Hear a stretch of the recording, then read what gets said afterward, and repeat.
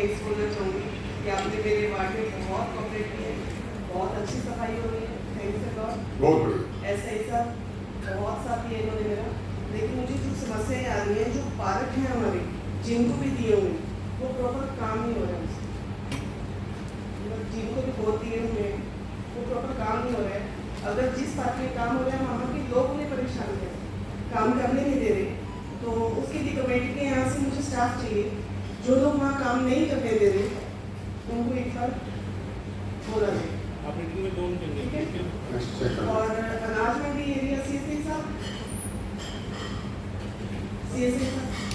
अनाज मंडी के एरिया मेरे अंदर आता है और उसमें सफाई कर्मचारियों की थोड़ी सी परेशानी है, वहाँ समझ नहीं आ रहा किसके पास है वो। वैसे जो अनाज मंडी की जो दीवार है, जो दीवार है उसके साथ जो अंदर की तरफ जाती है तो मार्केट कमेटी का एक बात है।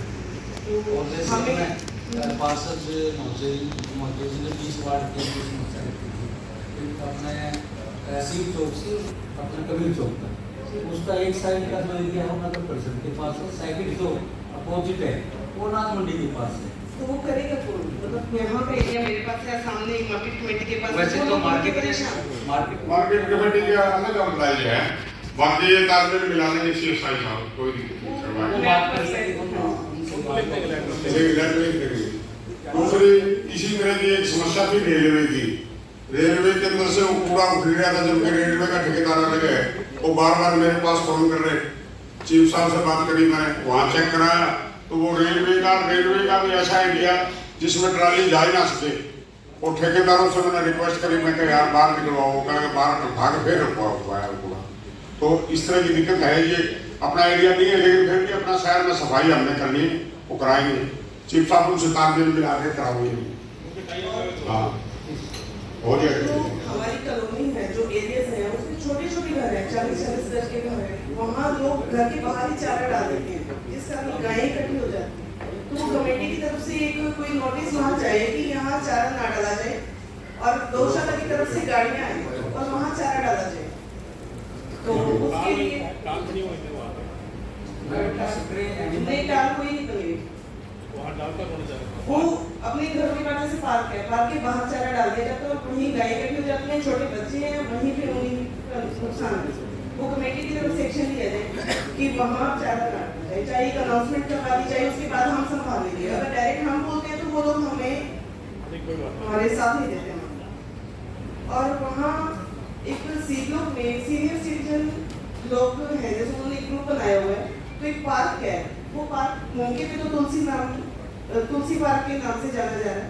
तो वो लोग ये चाहते हैं कि वो पार्क एक सीनियर सिटीजन्स का पार्क बना दिया जाए, मतलब एक चाहे उनको वो नाम दे दिया जाए और मतलब एक बुजुर्ग लोग वहाँ बैठ के अपना एंजॉय करना है, वो खुद ही संभालना चाहते हैं उसको, वो किसी संस्था को नहीं देना चाहते, वो उस चीज़ की उन्होंने अपनी ही संस्था बना रखी है। तो उसके लिए अगर कुछ सहयोग हो पाए तो हम भी साथ सहयोग देंगे और कमेटी की तरफ से मुझे पूरा सहयोग चाहिए। और हमारे एक लवली पार्क है जिसमें पिछले जो MC साहब थे उनके कार्यकाल में 80 लाख से 90 लाख रुपये मंजूर हुए। आप पूरा स्टाफ मेरे साथ चलो, वहाँ देख कर आओ कितना पैसा लगे है तो ये टॉपिक मैं क्लोज कर दूंगी, अदरवाइज इस पे एक्शन लिया जाए। उस पे 20 लाख या 15 लाख से ऊपर 1 रुपया भी लगा। लाइटें मंजूर हुई हैं, एक लाइट उस पार्क में भी लगी हुई।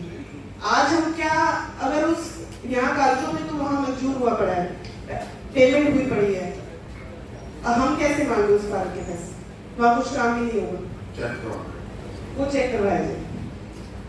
और कल ही वैसे तो पूरा स्टाफ कोऑपरेट कर रहा है कमेटी का, कल ही जैसा है उनसे मेरी बात हुई कि जो पिछला काम पास हो चुका है और अभी शुरू होना बाकी है, हम अपने रिक्वायरमेंट में वो ना लिखेंगे, लेकिन उन्होंने मुझे कोई रिपोर्ट दे दी।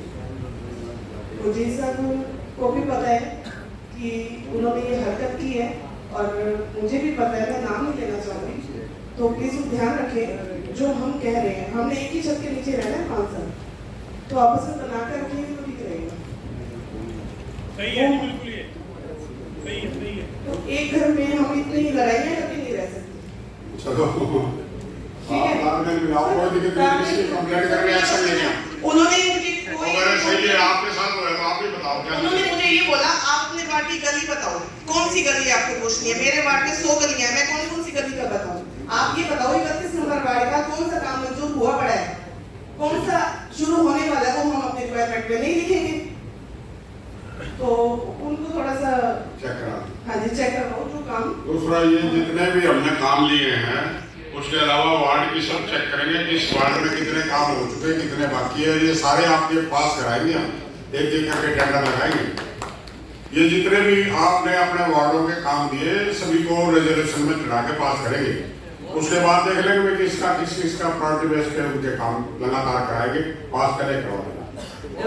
से मेन एंट्रेंस में राइट साइड ईओ सब की कोठी के पीछे ग्रीन बेल्ट बंद है, उसमें मौके पे वो ठेका किसी को दे दिया गया।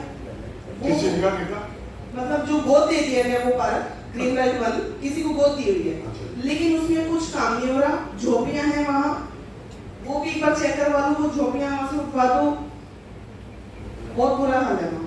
वहाँ के लोग भी परेशान हैं, उनकी एप्लीकेशन भी आई हुई है अपने पास, मैंने ऐसे अपने काम ही दे रखे हैं। और बाकी जो आपने भी बोला जो भी ट्यूबल्स मंजूर हुए हैं हर वार्ड का मतलब एक लिस्ट दे दो, हमें पता चलता है हमारे वार्ड में कितने ट्यूबल मंजूर हुए हैं, और ट्यूबल में जो ऑपरेटर रखे हुए हैं वो ऑपरेटर वो उसको संभाल नहीं रहे हैं, वो भी थोड़ा सा एक्शन उन पे लिया जाए। वो आज भी वो की मेरे पास पड़ी है एक ट्यूबल की, वो हम भी ऑपरेट करते हैं और उसके पास सैलरी जा रही है।